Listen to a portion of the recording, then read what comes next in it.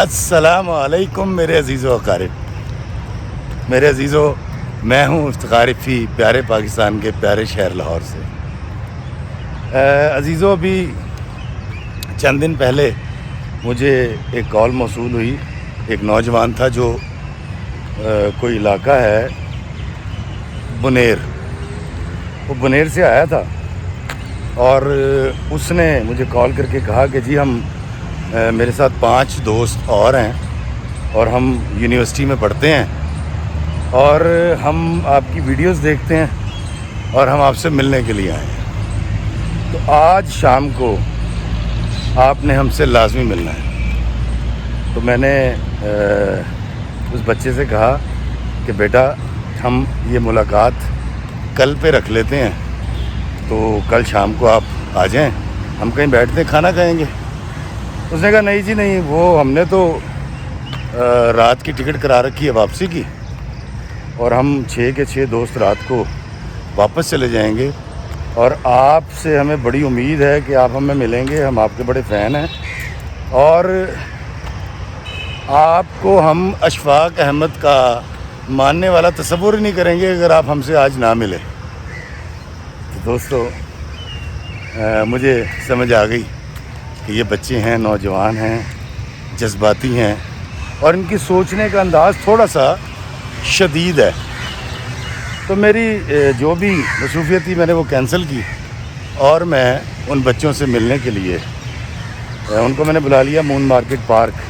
Iqbal town میں۔ وہ 6 بچے تھے، جوان تھے، یونیورسٹی میں پڑھتے تھے، اور بڑے خوبصورت اور بڑے چہرے پر ان کی جوانی اور خوبصورتی تھی۔ ہم بیٹھے، میں نے جو کچھ منگوا سکتا تھا وہاں سے ہم نے منگوایا اور کھانا کھایا، اور کھانا کھانے کے بعد جب چائے کی باری آئی تو ان بچوں نے میں سے ایک نے مجھے کہا کہ سر یہ بتائیے کہ ہمارے علاقے میں ایک بندہ تھا، اور وہ سعودی عرب گیا ہوا تھا، اور اس کی جو بیوی تھی اس سے کوئی غلطی سرزد ہو گئی، اور جب وہ واپس آیا تو اس کو وہ ثبوت مہیا کیے گئے، اور اس نے اپنی بیوی کو مار دیا، غیرت کے نام پہ قتل کر دیا۔ میں نے کہا یار یہ تو بہت برا واقعہ سنا رہے ہیں آپ۔ کہتا جی آپ یہ بتائیں کہ اس نے اچھا کیا یا غلط کیا؟ میں نے کہا یار میرا خیال ہے کہ اس کو مارنا نہیں چاہیے تھا، تو اس کے علاوہ بھی بہت سارے حل تھے اس مسئلے کے۔ تو اس نے مجھے کہا جی کیسی عجیب بات کر رہے ہیں آپ مجھے بتائیں کہ آپ ایک روز اپنے کمرے میں داخل ہوں اور آپ کی بیگم کسی غیر مرد کے ساتھ قابل اعتراض حالت میں سامنے آپ کے ہو، تو آپ کیا کریں گے؟ اب اس نوجوان کا سوال بہت شدید تھا، اس کو اپنے لہجے، اپنے الفاظ اور جو سچویشن وہ بیان کر رہا تھا اس کا اندازہ نہیں تھا، تدارک نہیں کر سکتا تھا وہ، اس کا ادراک نہیں کر سکتا تھا وہ اس کا۔ میں نے اس سے کہا بھائی پہلی بات تو یہ ہے کہ اللہ نہ کرے اگر میری زندگی میں کچھ ایسا وقت آیا تو پھر میں یہ کروں گا کہ میں اپنی بیوی سے آرام سے بات کروں گا اس موضوع پہ، اس کو سمجھاؤں گا، اور کوشش کروں گا کہ وہ توبہ کر رہے اللہ تعالیٰ سے، اور میرے نکاح میں رہے، بچے پالے۔ اس نے کہا سر جی یہ تو بڑی بےغیرتی والی بات ہے۔ میں نے کہا کیا مطلب؟ کہتا جی آپ اس کو قتل نہیں کریں گے؟ میں نے کہا یار میں کون ہوتا ہوں کسی کی جان لینے والا؟ خیانت کرنے پر اللہ تعالیٰ اگر مجھے حکم نہیں دیتا کہ اپنی بیویوں یا بہنوں یا رشتہ دار عورتوں کی جان لے لو تو میں کون ہوں؟ کہا نہیں سر جی یہ تو بڑی بےغیرتی والی بات ہے، اور ہم تو توقع یہ کر رہے تھے کہ آپ کا جواب یہ ہوگا کہ آپ اپنی بیوی کو قتل کر دیں گے غیرت کے نام پہ۔ دوستو، میں بڑا حیران اور پریشان تھا۔ پہلی بات تو یہ کہ اس بچے کو مجھ سے اتنا بلنٹ اور اتنا سیدھا سوال میری ذات کے حوالے سے نہیں کرنا چاہیے تھا، لیکن چونکہ جوانی ہوتی ہے، خون میں گرمی ہوتی ہے، ہواؤں سے لڑنے کا جذبہ ہوتا ہے، تو شاید ہم اپنے جذبات یا اپنے احساسات یا اپنی سوچیں لوگوں تک پہنچانے کے لیے اس قسم کی بات کر جاتے ہیں۔ میں نے اس بچے کو کہا کہ سورہ النساء میں اللہ تعالیٰ فرماتے ہیں کہ اے ایمان والوں، اگر تمہاری کمی بیشی معاف، کیونکہ میں کوئی عالم نہیں ہوں لیکن جتنا یاد ہے تو وہ بیان کرنے لگا ہوں کہ اللہ تعالیٰ سورہ النساء میں فرماتے ہیں کہ اے ایمان والوں، تمہاری بیویاں اگر خیانت پر اتر آئیں تو پہلے ان کو پیار سے سمجھانا ہے، باز نہ آئے تو سختی سے سمجھانا ہے،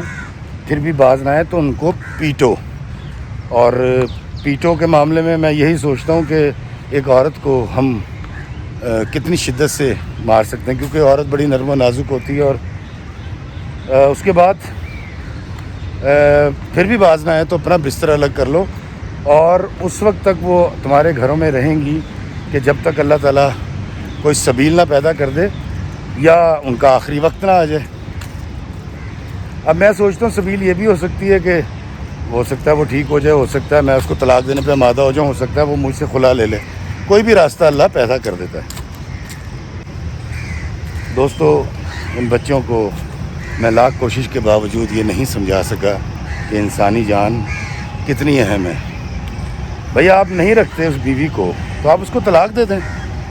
آپ چھوڑ دیں اس کو، ختم ہو گئی بات۔ وہ کہتا نہیں جی وہ جہاں جائے گی لوگ ہمیں تانے دیں گے اور لوگ کہیں گے جی کہ یہ تو بڑا بے غیرت آدمی ہے، اس کی بیوی نے ایسے ایسے کیا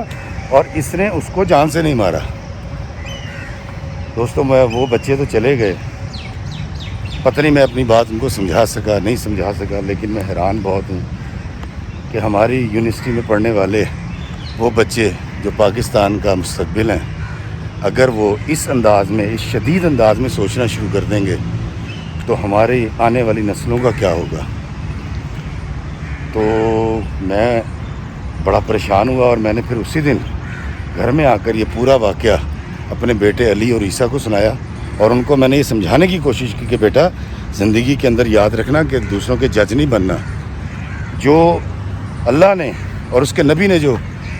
قانون بیان کیا ہے یا جو ہماری ریاست قانون بیان کرتی ہے، اس کے مطابق لوگوں کو سزا دینی چاہیے، بجائے اس کے کہ ہم قانون کو ہاتھ میں لے لیں اور خود جج بن کے اور خود کسی کی زندگی کو ختم کر دیں۔ تو دوستو، میرا خیال ہے کہ مجھے اپنے بچوں پر اور آپ کو اپنے بچوں پر نظر رکھنی پڑے گی، اور ان کے اندر وہ نرمی، وہ گداز پیدا کرنا پڑے گا جو آقا دو جہاں سرکار مدینہ نے بار بار لوگوں کو معاف کر کر کے جس نرمی کو انسانوں کے لیے، مسلمانوں کے لیے چنا تھا، وہ نرمی، وہ محبت، وہ پیار پیدا کرنا پڑے گا، اور ہمیں اپنے بچوں کو یہ بتانا پڑے گا کہ ماورائے عدالت قتل